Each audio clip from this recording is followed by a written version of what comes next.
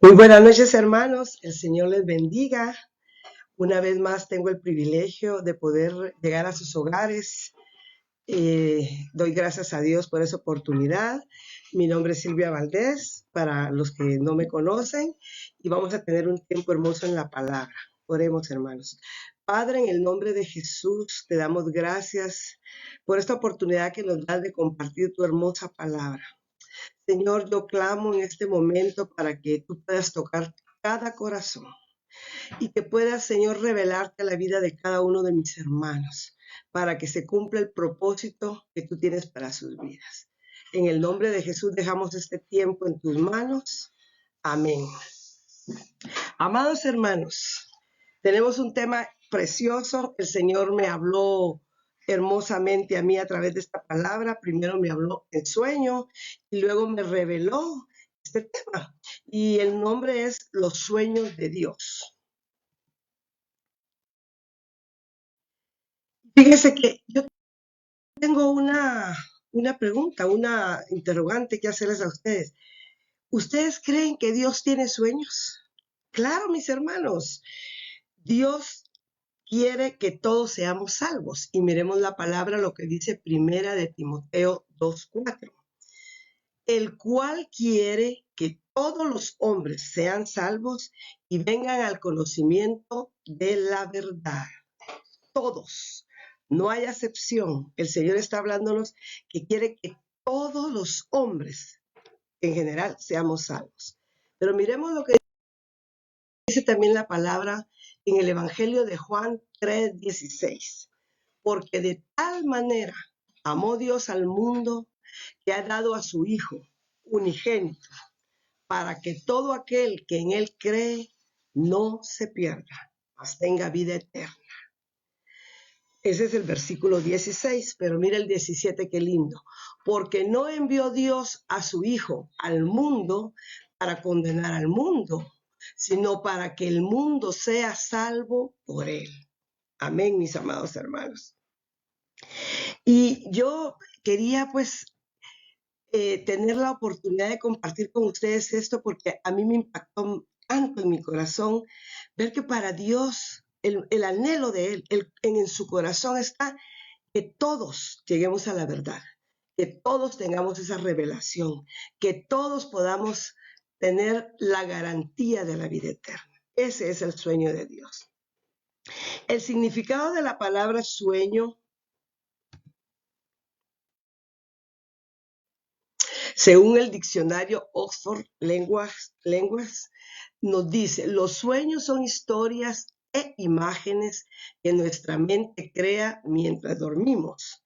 Puede ser entretenidos, divertidos, románticos, inquietantes, atemorizantes y a veces muy extraños.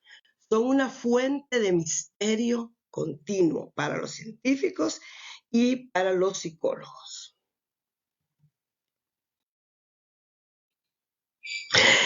Miren, mis hermanos, sabemos que Dios tiene ideas y que nosotros fuimos una idea de Dios y Dios nunca tiene malas ideas. La palabra idea viene del significado femenino.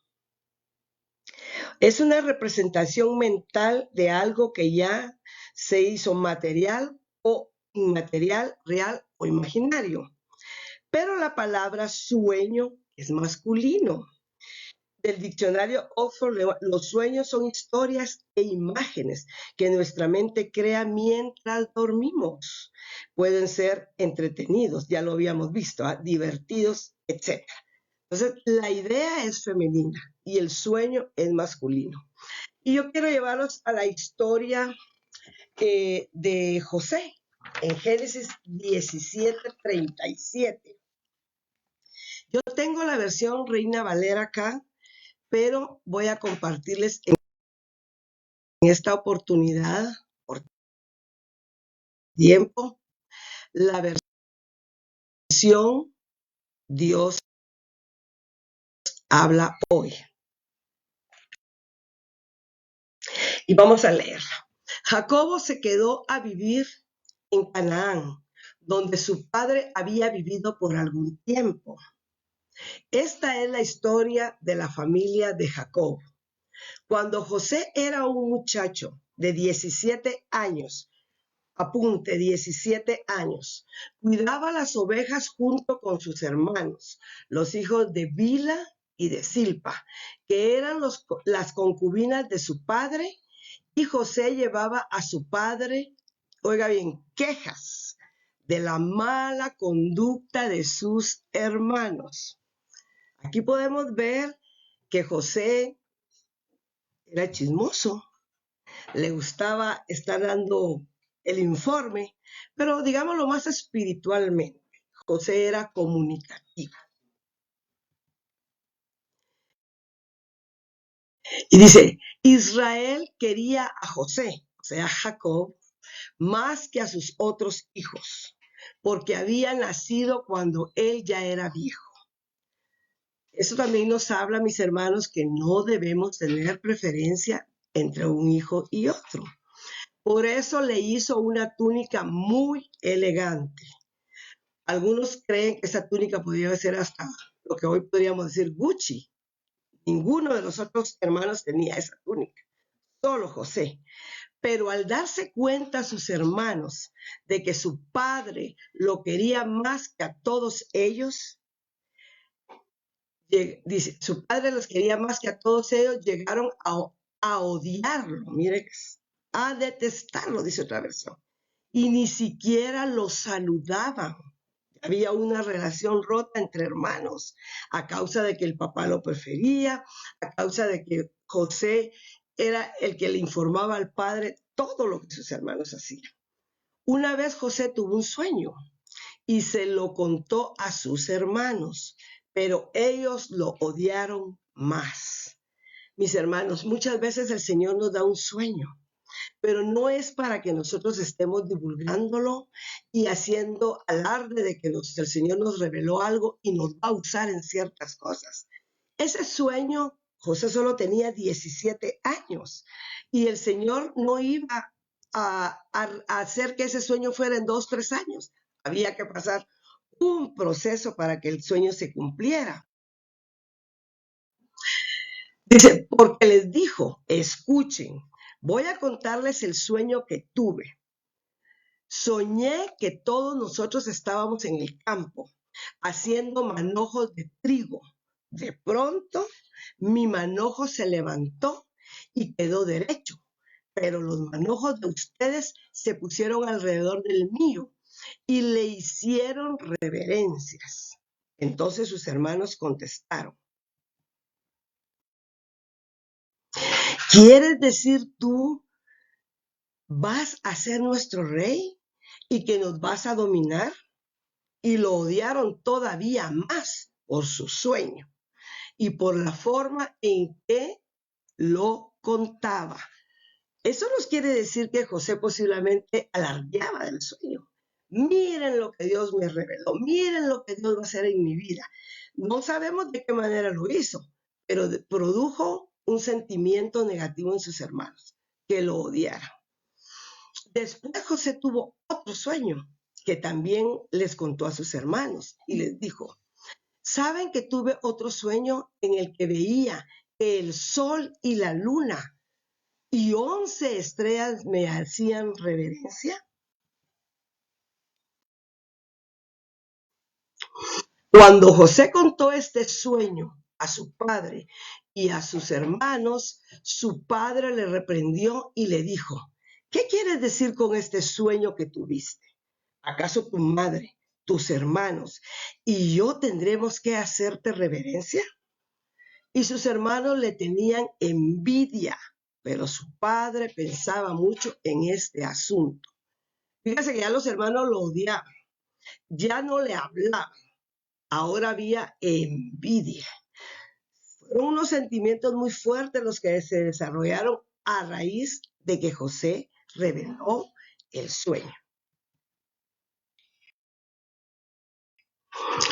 José tuvo que pasar por un proceso, mis hermanos, un proceso de 17 años, porque José llegó al trono hasta la edad de 30 años. Podemos ver que en estos versículos que José era quien Dios escogió para cumplir el sueño de salvar a la humanidad de una hambruna. Había un propósito grande en la vida de José. Así como escogió a Abraham para bendecir a toda su descendencia. Pero para que se pudiera cumplir el sueño de Dios, José tenía que pasar por el proceso. Tenía que ser formado su carácter. Vimos que cuando Dios pensó en José, solo tenía 17 años, como se los dije anteriormente. Pasaron 13 años de proceso. Pasó por el pozo y por la cárcel, porque Dios quería a un José transformado y no a un joven que había recibido un sueño de Dios y en vez de meditar en ello, alardeaba ante sus hermanos, provocando los sentimientos que ya vimos anteriormente. Cuando se sentó en el trono, José era un hombre de 30 años, maduro, transformado, con el carácter de Dios, que supo perdonar a sus hermanos. Amén. Mire, esto me encantó. Un gran sueño conlleva una gran responsabilidad. Un gran carácter conlleva un gran proceso. Eso a veces duele, mis hermanos. Habrá que renunciar a muchas cosas que queremos, que deseamos. Ejemplo, yo recuerdo de un misionero que conocí. Yo le admiraba, de verdad. Yo sabía que él había sido llamado para Guatemala y había un propósito en su vida hermoso. Y cuando él vino, venía con visión, con revelación. Él sabía lo que Dios lo había traído a Guatemala. Pero en el proceso pudimos ir viendo poco a poco que su corazón empezó a llenarse de orgullo. No permitía que uno pudiera darle un consejo, no era accesible a una sugerencia. Y pasaron muchas cuestiones que él empezó a poner distancia entre el equipo. Éramos una junta directiva, éramos parte de esa junta directiva de una fundación. Entonces, de repente, llegó una persona a trabajar al ministerio y empezaron a tener mucha amistad.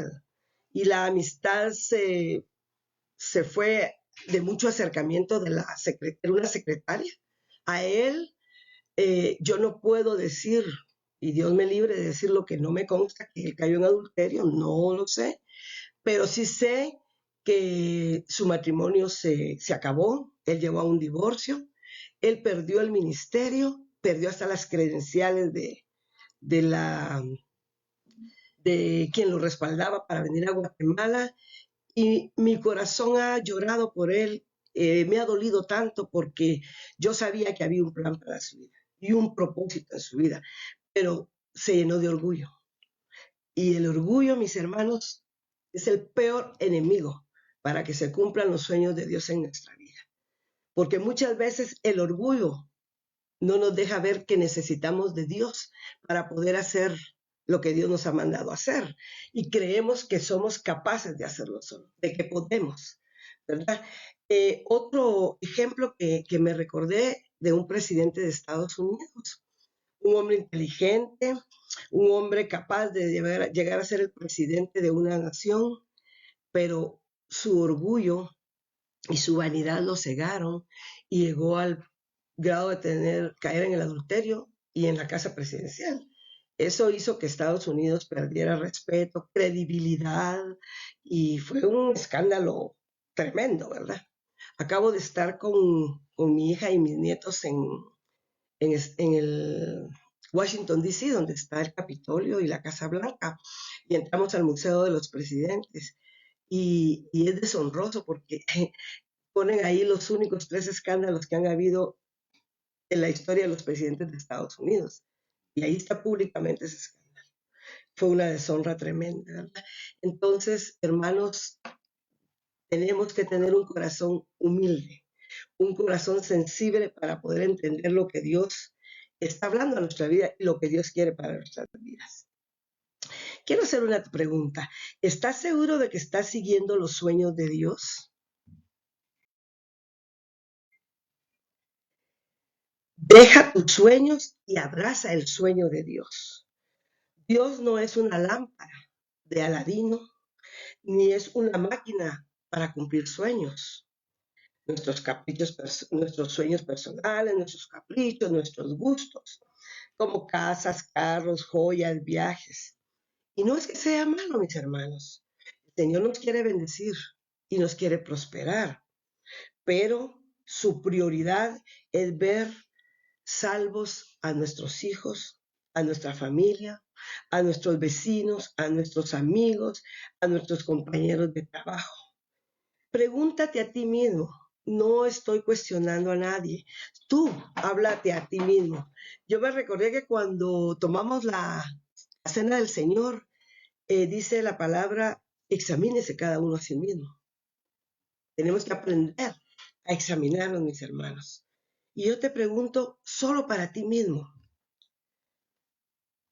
¿cuándo, cómo ha sido tu testimonio con tus familiares, tus vecinos y tus amigos? ¿Cuándo fue la última vez que le hablaste de Cristo a alguna persona? Imagínate cuando llegues al cielo y te salgan a recibir con gozo, con los brazos abiertos y te digan, gracias, porque gracias a ti yo estoy aquí. Imagínate, hermano. O por lo contrario, llegas al cielo raspadito y que no haya nadie que tú hayas ganado para ir al cielo. Entraste, pero no hay nadie. Creo que va a ser algo muy triste porque dirás, tuve la oportunidad y no lo hice, ¿verdad? Que el sueño de Dios no se cumpla no depende de Dios, depende de nosotros, mis hermanos. Miremos lo que dice la palabra en Filipenses 4:19. Mira, mi Dios pues suplirá todo lo que os falte, conforme a sus riquezas en gloria en Cristo Jesús. Él nos va a dar todo, va a suplir todo lo que nos haga falta. Y muchas veces estamos pidiendo cosas que no nos hacen falta, no porque las queremos, porque las deseamos. Pero Él prometió en su palabra que Él va a cumplir, Él proveerá y Él lo va a hacer. Y miremos lo que dice Mateo 6:33. Mas buscad primeramente el reino de Dios y su justicia, y todas estas cosas os serán añadidas. Amén. Si nosotros le damos la prioridad al reino de Dios y su justicia en nuestra vida, hermano, todo vendrá por añadidura. Y dice la palabra que las bendiciones nos seguirán y nos alcanzarán. No tenemos que estar clamando, rogando, pidiendo. Ellas van a llegar porque nosotros estamos buscando primeramente el reino de Dios y su justicia. Amén. Miremos lo que dice la palabra en Efesios 5:14. Dice así, por lo cual dice, despierta tú que duermes y levántate de los muertos. Miren mis hermanos, estamos dormidos muchas veces, el mundo se está despedazando con esa agenda global que la han empezado a introducir muy sutilmente, muy lentamente. Dicen muchos eruditos que el mundo fue reseteado desde la pandemia. Hay un antes de la pandemia y un después de la pandemia. Pido al Padre para ustedes, para mí y para todo el que escuche esta palabra, que no seamos iguales antes de la pandemia, que de verdad hayamos sido transformados, que nuestra vida haya cambiado, que de verdad hay un propósito por el cual nosotros anhelemos el día a día. Yo no sé si ustedes se han dado cuenta, pero yo veo que los días ya no son como antes. Yo me levanto y hago algo y hago otra cosa y cuando siento ya es la tarde, ya es la noche y cuando, mira, acaba de ser la Navidad Ya terminamos julio, a mediados de agosto. Y créame que cuando menos sentamos estamos pensando que otra vez ya viene Navidad. Este año yo no lo he sentido, ha sido a una velocidad. Y así no nos hemos dado cuenta cómo ha habido cambios. Estaba yo leyendo en un artículo que decía que para octubre 24 del otro año, o sea, en octubre del otro año, ya está en la agenda de la ONU presentar el plan de la agenda global, un solo gobierno. Y eso a mí me tiene de verdad impactada, porque mucha gente lo ve o lo escucha y no lo ve como lo que ya está profetizado para los últimos tiempos. Y nos lo hacen ver como que es algo normal y como que tal vez estamos ocupados en otras cosas y no estamos enfocados en estar atentos a lo que el Señor nos ha hablado en su palabra. Amén. Mire lo que dice Hechos. Dice, permítame, vamos a ver, aquí estoy. Ellos dijeron, así dice, cree en el Señor Jesucristo y serás salvo tú y tu casa. Esto viene de la palabra oikos, es mi ambiente, mi influencia. Según las estadísticas, dicen que cada persona tiene influencia en 200 personas. Pensemos, mis hermanos, si nosotros pudiéramos captar la atención, pero miren, no influencers, no los YouTube que están ahí convenciendo a gente con cualquier cosa. No, influencia de convertir a la gente, influencia de cambiar la vida de una persona, influencia de llevarlos a Cristo y poderles dar la esperanza de la vida eterna.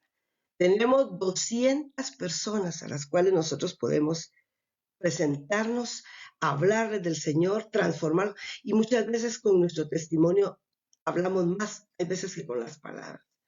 La gente siempre nos está viendo, mis hermanos, siempre nos están observando. Yo saqué este dato y dice, en los Estados Unidos, dice que para que una persona llegue a Cristo, mire qué tremendo, un país que fue fundado por misioneros, que se leía la Biblia en el Congreso, se leía la Biblia en las escuelas, todo eso ya fue vetado. Ahora mira lo que dicen las estadísticas.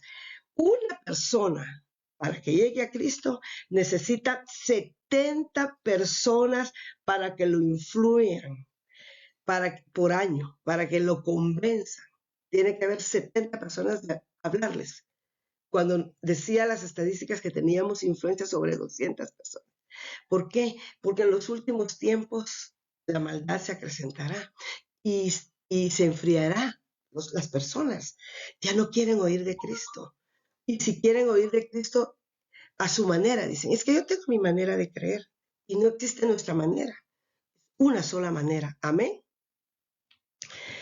Entonces vamos a ver aquí 3 interrogantes, 3 preguntas.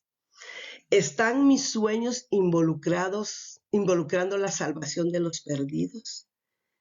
A mí me gustaría que usted la apuntara con lápiz, papel, y se la haga a usted mismo una y otra vez, mis hermanos. Mire, necesitamos retroalimentarnos.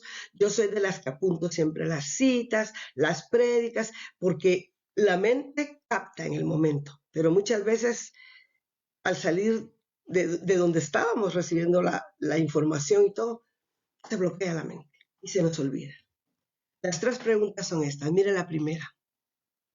¿Están mis sueños involucrando la salvación de los perdidos? ¿Estás tú soñando con las almas? ¿Estás tú soñando porque venga tu familia, tus amigos a Cristo? Número 1. Número 2. Si Dios cumpliera hoy mi sueño, ¿por cuánto tiempo yo disfrutaría de ese sueño? Porque si ese sueño no toca la eternidad, ese sueño no es de Dios. Si mi sueño es algo que solo me va a bendecir a mí personal, no va a tocar la eternidad. No es el sueño de Dios. Y número 3, ¿cuántas de tus oraciones se centran en ti? y cuántas en otras personas. Si todo es para ti, ese no es sueño de Dios, estás equivocado. Mis hermanos, muchas veces oramos y oramos todos los días y es bueno. Y es bueno que estemos orando por los nuestros. Pero si nuestro círculo es tan pequeño que solo oramos por lo nuestro, eso no está impactando en el cielo. Necesitamos tener intercesión y tener un clamor por las almas. Yo les aseguro que si usted empieza a meditar cerca de usted, de su familia, su entorno, hay gente que no ha llegado al Señor. Y tal vez no porque no se les haya hablado, sino tristemente por el mal testimonio que algunos han dado. Yo tenía un tío y él decía, para ser evangélico como él, prefiero seguir siendo católico, pero lo hacía bromeando, porque tampoco era católico, era mentira, ¿eh? Pero tenemos que tener cuidado, nuestro testimonio. Nuestro testimonio hay que cuidarlo como un tesoro. Hay que preocuparnos. Sí, es increíble, pero hay que preocuparnos, porque con Él podemos impactar vidas y con Él podemos llevar a gente a Cristo, pero podemos hacer que gente se aleje de Cristo. Amén.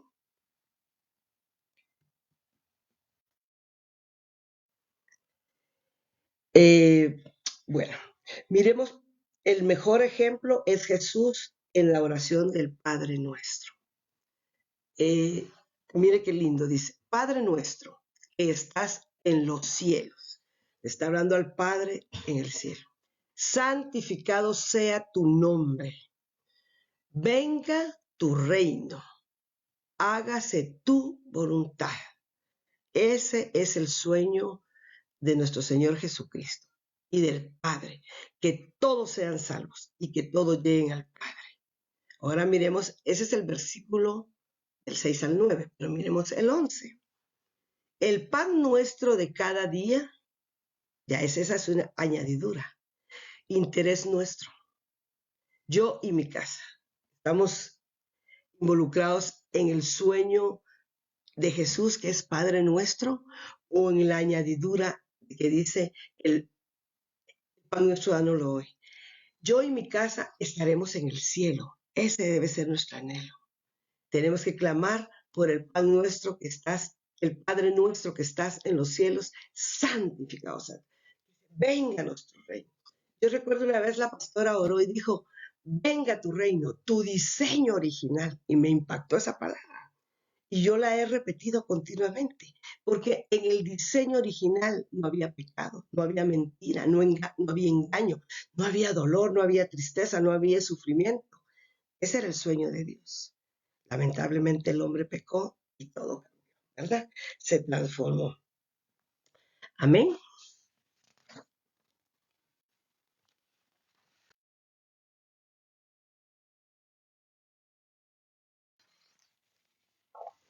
Fíjese que este fue un ejemplo muy curioso y me llamó mucho la atención. Y dice que en la biología, dice que después de que una pareja tiene relaciones, dice el hombre deposita alrededor de 200 a 300 millones de espermatozoides. Mire eso qué curioso. Todos comienzan a nadar hacia arriba, dentro de la pista, para encontrarse con el óvulo. De 200 a 300 millones de espermatozoides. Mire el número. Todos empiezan la carrera. De todos los millones que se depositan, en realidad solo llegan al sitio entre 300 y 500. Otros se cansan en el camino porque no es una carrera fácil. Y de esa cantidad, los que logran llegar al óvulo, solo uno fertiliza el huevo. Y en ese caso, el ganador eres tú. De 300 millones, que tú hoy estés aquí, que yo esté aquí, mis hermanos, es lo más maravilloso. Desde ese momento ya éramos triunfadores. Ya eras un triunfador. Ya Dios había puesto un propósito para tu vida, para mi vida. Ya Dios había hecho un diseño en la eternidad para nosotros. ¿Y alguna vez has pensado esto? Corriste una carrera sin tus ojos, sin tus piernas y ganaste. Corriste una carrera sin estar preparado y ganaste. Corriste una carrera sin ayuda y ganaste. ¿Qué te hace pensar que perderás ahora? Tú eres un triunfador, tú eres un bendecido, tú eres una persona que Dios tiene un plan y un propósito. Y no vamos a permitir que el enemigo mande pensamientos de que somos perdedores, de que no lo vamos a lograr, de que el propósito de Dios se perdió, porque no es cierto. Si pudimos ganar esa carrera, fue con un plan y un propósito para que hoy todos declaremos que somos triunfadores. No importa por lo que estés pasando en este momento, tómalo como un desafío y recuerda que ganaste desde el útero. No te rindas. Amén. ¿Alguna vez le has preguntado a Dios qué pensó de ti cuando te crió? ¿Qué pensó de la eternidad para ti? De hecho, esa pregunta. Dios, ¿qué pensaste de mí cuando me creaste? ¿Qué querías de verdad para mí?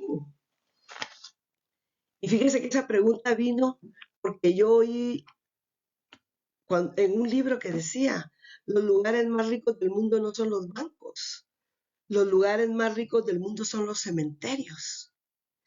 Y dice que me dio risa porque los cementerios, porque dice que en los cementerios están todos los sueños que nunca fueron, ingenieros que nunca fueron, doctores que nunca fueron, pastores que nunca fueron y todos los proyectos que nunca fueron. Ahí están todos los dormidos, los muertos. Lo importante para que vivamos la vida que Dios nos dio es necesario que nos veamos como Dios nos crió. Dios te crió un triunfador y todos tus sueños, todos tus planes, todos tus anhelos no deben ir a parar a un cementerio de sueños, mis hermanos. Tenemos que clamar a Dios y tenemos que levantarnos como gente de propósito, que le hemos creído a Dios y que sabemos que lo que Dios prometió Él lo va a cumplir. Tal vez no lo hemos visto, pero si miramos la vida de Moisés, la vida de Abraham, Pablo, todos ellos no les habló Dios y el otro día fue el sueño. Todos pasaron procesos que Dios tenía que formar un carácter, una madurez, un entendimiento. Y yo creo que aún estamos muchos en ese proceso, pero tenemos que tener ya el ánimo, tener ya el deseo en nuestro corazón de preguntarle, Señor, ya es el tiempo para que yo me levante, ya es el tiempo para que yo haga lo que tú has planificado para mi vida. ¿Qué es lo que tú quieres, Señor? Porque lo importante para que vivamos la vida que Dios nos dio es necesario que nos veamos como Dios nos ve. Por eso es que el enemigo está destruyendo la obra de Dios, el matrimonio, creando lo contrario, el movimiento LGT, el aborto. Todo eso es una agenda planificada, mis hermanos, porque mientras haya matrimonios entre parejas desiguales, ya no es el hombre con mujer, sino hombre con hombre o mujer con mujer, están criando. Mire, no tiene usted idea cuánta fundación hay recaudando dinero para las clínicas de aborto en Estados Unidos. Es increíble. ¿Y por qué es? Porque ya no quieren niños, porque ya no quieren que nazca más gente, porque mientras menos gente hay es más fácil controlar el mundo. Es destruir la creación de Dios. Dios estableció el matrimonio, Dios bendijo a la pareja y que dice que gobernaran la tierra y se multiplicaran. Dios bendijo el matrimonio y bendijo la creación de los hijos. Sabes que hoy en día hay 19 géneros, cuando la palabra de Dios dice que solo hay dos, varón y hembra los crió. Génesis 2:23. Mire lo que dice la palabra. Dice, dijo entonces Adán, esto es ahora hueso de mis huesos y carne de mi carne. Esta será llamada varona, porque del varón fue tomada. Varón viene de la palabra hebrea isha, perdón, varona, isha, y varón ish. Solo dos. Y ahora hay 19 géneros. O sea, que hay 17 que no sabemos de dónde salieron y quién los inventó. Pero, mis hermanos, nosotros tenemos que estar 100% convencidos de que esto no va a influenciar en lo que nosotros creemos, lo que la palabra dice. Varón y hembra los creó.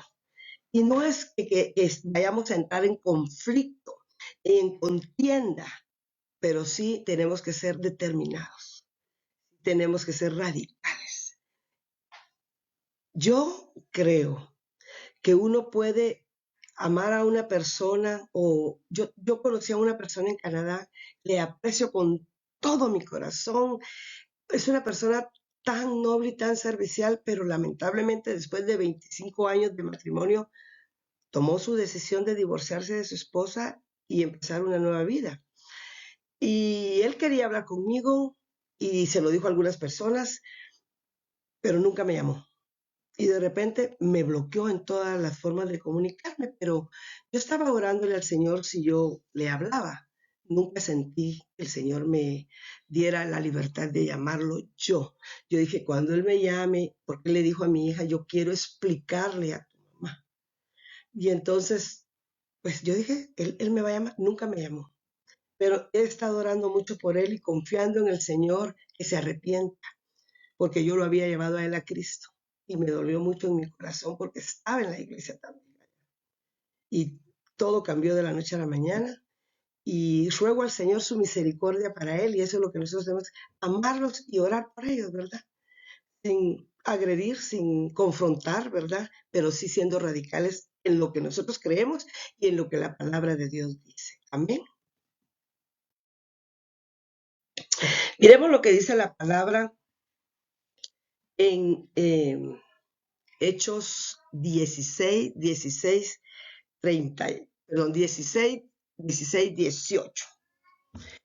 Pero antes les quiero decir esto. Muchos de los sueños están en pausa, estancados. Dios no nos puede usar porque nuestro carácter no lo permite. Porque si Dios nos da el sueño, nos destruye, mis hermanos, porque no podríamos, no estamos preparados para lo que Dios quiere para nosotros. Y en ese proceso que nosotros no vamos a poder entender el sueño de Dios, nos llevaríamos mucha gente por delante, como lastimaríamos a algunas personas, ¿verdad? Entonces el Señor tiene que permitir ese proceso en nuestras vidas y hasta que Él considere que hemos madurado y alcanzado la plenitud que Él tiene, Él revelará el sueño para nuestra vida. Y ya para terminar, mis hermanos, estoy segura que conocemos personas que en un momento estaban sirviendo al Señor y hoy están en apostasías, están en sectas, están en nada. Yo conozco gente que estaba participando en algo y ahora me comparten, no, eso se terminó y yo decidí que no sigo a nada, no quiero nada, mis hijos que no los quiero crear con ningún principio de nada, ellos solos decidirán. Y él era hasta maestro de la Biblia donde él está. Y eso es tremendo, mis hermanos. A mí me duele, porque ¿cómo es posible? Dice uno, si servía, si estaba en el ministerio.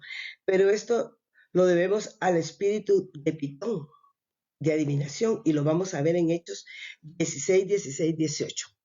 Aconteció que mientras íbamos a la oración, nos salió al encuentro una muchacha que tenía un espíritu de adivinación, la cual daba gran ganancia a sus amos, adivinando.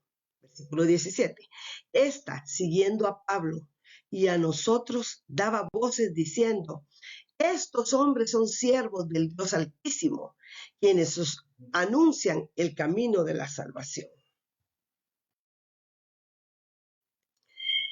Y esto lo hacía por más desagradando a Pablo, porque tenía el Espíritu Santo. Y él entendió que ella no estaba revelando exactamente lo que Dios quería que se revelara.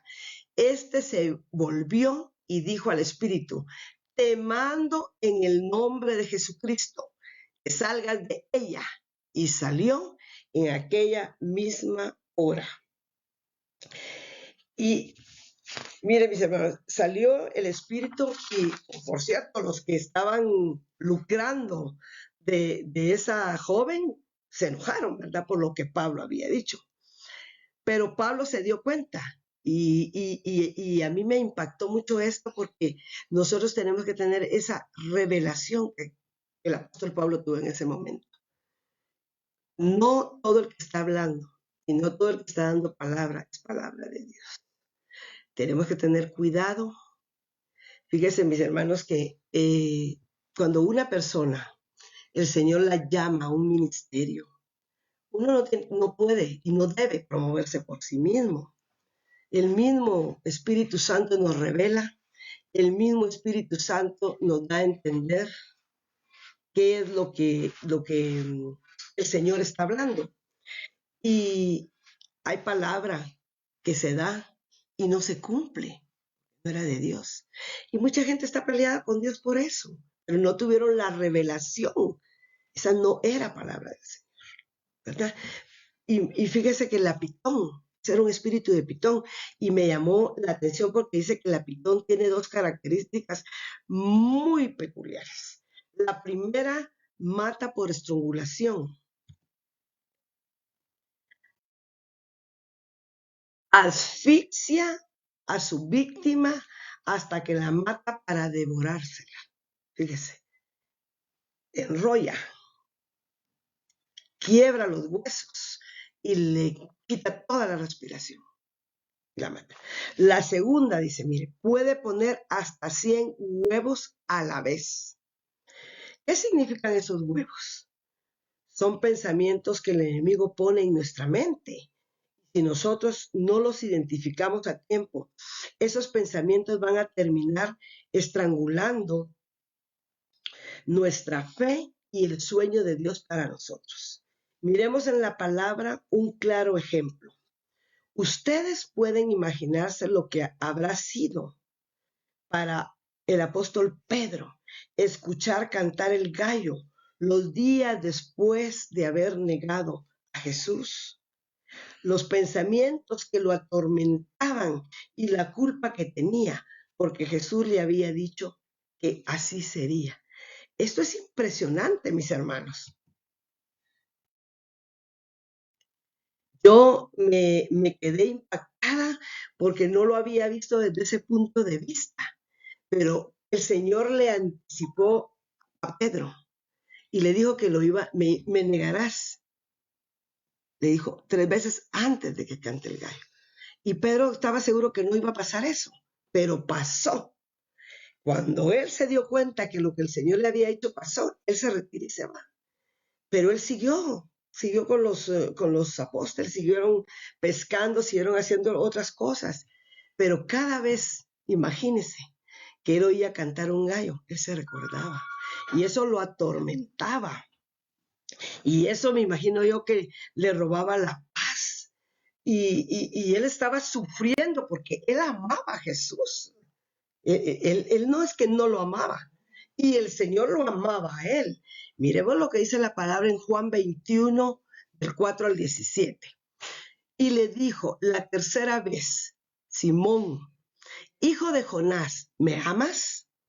Pedro se entristeció de que le dijese la tercera vez, ¿me amas? Y le respondió, Señor, tú lo sabes todo, tú sabes que te amo. Jesús le dijo, apacienta mis ovejas.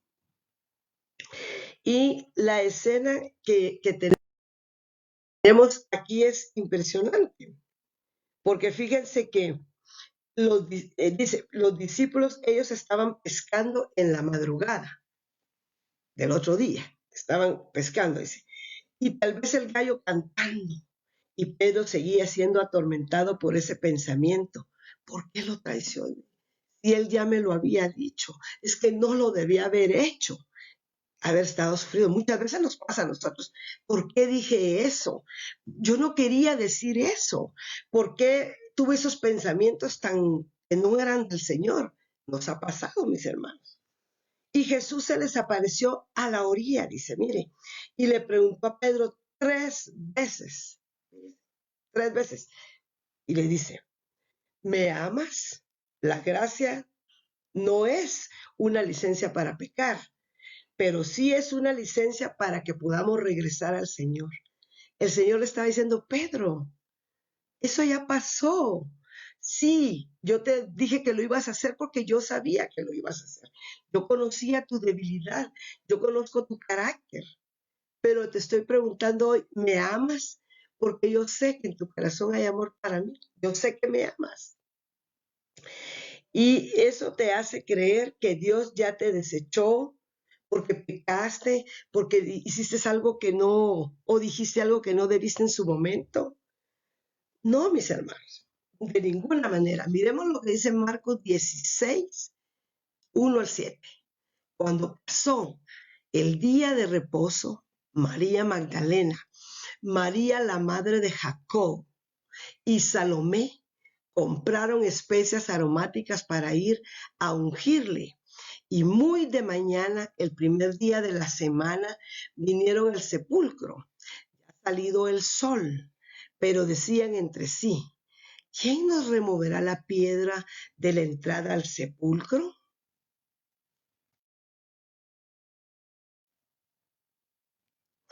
Pero cuando miraron, vieron removida la piedra, que era muy grande.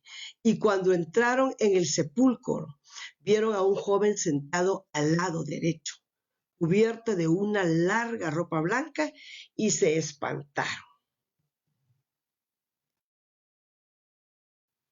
Mas él les dijo, no os asustéis. Buscáis a Jesús Nazareno, el que fue crucificado, ha resucitado, les dijo. No está aquí. Mirad el lugar en donde lo pusieron. Pero id, decid a sus discípulos y a Pedro que él va delante de vosotros a Galilea. Ahí le veréis como él os dijo.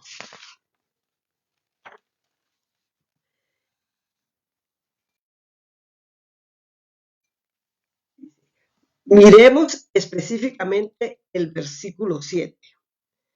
Los ángeles le dicen, decir a sus... Mire, esto es impresionante. Yo no le había puesto... He leído ese versículo muchas veces y me imagino que ustedes lo han visto también muchas veces. Y yo no sé si ustedes habían puesto atención a este punto que yo voy a tocar, pero a mí me impactó, me ministró y lloré porque me vi en los zapatos de Pedro, y yo he vivido eso muchas veces. Dice, los ángeles le dicen, decida a sus discípulos y a Pedro. Y no Pedro era discípulo. Dice, decida a sus discípulos y a Pedro. Porque Pedro posiblemente ya no se sentía discípulo del Señor. Pedro posiblemente ya sentía que el Señor lo había sacado de su equipo. Pedro se sentía que le había fallado a Dios, que había fallado a todo lo que había vivido y le había prometido a Jesús. Pero el Señor en su amor y en su misericordia hoy dice, decide a sus discípulos y a Silvia y a Jimmy y a la pastora, decías y a cualquiera de ustedes, mis amados hermanos. Dios nos tiene en su corazón y Dios no nos ha desechado. Él tiene para nosotros cosas grandes, que Él va delante de nosotros a Galilea. En otras palabras, díganle que deje de llorar, que deje de sentirse culpable, que sea libre de la condenación, del remordimiento y que vaya a encontrarse con el Señor. ¿Verdad, mis hermanos? Que esto quebranta el corazón. Dice, que sea libre. Ya, hermano, hoy sé tú libre. Ya no vivas en pecado, en condenación. Ya no ese remordimiento de la culpa. A mí me ha estado ministrando la culpa por mucho tiempo, pero yo le dije, Señor, hasta aquí, no más. Y vaya a encontrarse con el Señor. Yo quiero decirte esto de parte del Señor, que quizás el diablo ha usado estas mismas herramientas en tu vida. Gallos que cantan todas las mañanas, todo el día, repitiéndote estos mismos pensamientos, que no dejan que el Señor pueda cumplir el sueño, el propósito que tiene para tu vida. Miremos lo que dice la palabra, ya para terminar, mis amados hermanos. Primera de Juan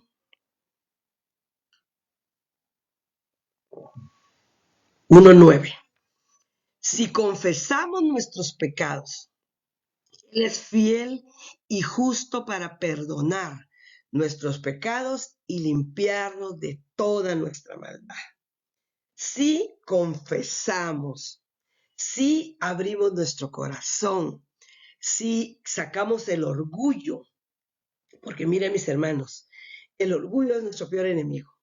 Nos hace creer que nosotros estamos bien. El que está a la par nuestro es el que está mal. Nosotros estamos bien. El que me dijo tal cosa es el que está mal, mi hermano. Es tiempo, mire, estamos viviendo tiempos finales. Yo estaba oyendo a un erudito de la palabra, de esos hombres maestros de la palabra que yo respeto y admiro mucho, el doctor Armando Alducin. Y él dice una palabra que a mí me gusta. Ya se escuchan los cascos del Apocalipsis. Mis hermanos, dice él, estamos en el minuto de la hora 50. Estamos ya, el reloj ya está caminando. Jamás se habían visto cumplimiento de tantas cosas. Sí, la gente dice, siempre han habido terremotos, siempre han habido o hubieron inundaciones, huracanes, cualquier cosa, sí, pero nunca con la continuidad que se está viendo. Mis hermanos, hoy a lo bueno se le llama malo y a lo malo se le llama bueno. Acaba de haber una manifestación para aprobar la agenda del aborto. Llegó un pastor, nunca habló y nunca abrió su Biblia ni se acercó a nadie. Él solo estaba en una esquina, enfrente de ese grupo de cientos de mujeres orando para que se autorizara el aborto en un estado de los Estados Unidos, y él orando, clamando al Señor que tuvieran la verdad, la revelación, y se lo llevaron preso. Las otras personas que están votando y pidiendo asesinar bebés, que no tiene que nadie los salve, que nadie los defienda, ellos están en la verdad, se les defiende y se les deposita cuentas millonarias a esas clínicas para que lo puedan ejecutar. A lo bueno se le llamará malo y a lo malo se le llamará bueno. Estamos viviendo tiempos de que en este país todavía, gracias a Dios de Guatemala, no se ve así. Pero en otros países, si usted hace un comentario, ya es racismo. Si usted hace un comentario sobre el movimiento LGT, ya usted es una persona, hay una palabra, se me fue ahorita, ¿verdad? Que tiene, homofóbico, ¿verdad? No los puede ni mirar, ni nada. Pero usted no tiene derecho de hablar de Jesús, ni en lugares públicos, ni en las escuelas, ni en ningún lugar. Eso es lo que estamos viviendo hoy, mis amados hermanos. Si nos levantamos, si le decimos, Señor, hoy tomamos la decisión de levantarnos para que tú cumplas tu sueño en nosotros. Nosotros vamos a salir a hablarle a todas esas personas que van directo al infierno, a todas esas personas que no tienen fe ni esperanza, a todas esas personas que han creído en mentiras, que los han convencido y que no están en la verdad. Hermanos, hoy es el día. Yo los bendigo con toda bendición. Oro al Padre, clamo porque esta palabra como me confrontó a mí, como se reveló a mí, hoy se revele a ustedes. Oremos, mis amados hermanos. Padre, en el nombre de Jesús, te doy gracias por ese privilegio hermoso de poder escudriñar tu palabra, de poder tener la revelación, de poder expandirme a mis hermanos, compartir con mis amados hermanos, traer, Señor, un poco de lo que tú me has dado a mí para ellos. Padre, si hay ahorita gente en condenación, gente que se sienta culpable, gente que cree que tú ya no le vas a dar otra oportunidad. Todos esos dardos del enemigo se rompen, se quebrantan de raíz en este momento, Padre. En el nombre de Jesucristo y por el poder de tu resurrección, yo hablo vida a esos sueños que se quedaron en el cementerio de los donde nada se cumplió. Padre, hoy resucitan esos sueños para mis hermanos. Hoy, Padre, yo declaro que es un nuevo comienzo, Señor. Aquellos que se les dio una vez una palabra que tú los ibas a usar en un ministerio. Aquellos que se les dio una palabra, Señor, que tú los ibas a llevar a las naciones. Señor, aquellos que se les dio una palabra que iban a hacer un ministerio, de ir a los hospitales, a las cárceles, lo que tú hayas dicho, mi Dios. Incluso aquellos que solo tienen el sueño de la intercesión, ahí en sus hogares, Padre, que se han acomodado, se han distraído y han perdido la fe y la fuerza para hacerlo. Hoy es el día de renovarnos, Señor. Hoy es el día de retomar ese reto, Padre, y en el nombre de Jesús bendigo a mis hermanos. Clamo, Señor, delante de ti, que venga una nueva unción, una nueva revelación, Padre, y que ellos, Padre, hagan a un lado todo prejuicio y todo orgullo, Padre, para que tú puedas trabajar el carácter de cada uno. Porque si el carácter no es procesado, no se podrá llegar a ese sueño, Señor. Si no hay cambios en nuestra vida, no se podrá llegar a ese sueño, Padre. En el nombre de Jesús. Gracias por este privilegio y gracias a mis pastores por bendecirme y darme esta oportunidad. Me siento privilegiada, me siento amada por ti, Señor, y bendigo a todos. Mi más profundo cariño, saludos para todos, bendiciones y un abrazo fraternal.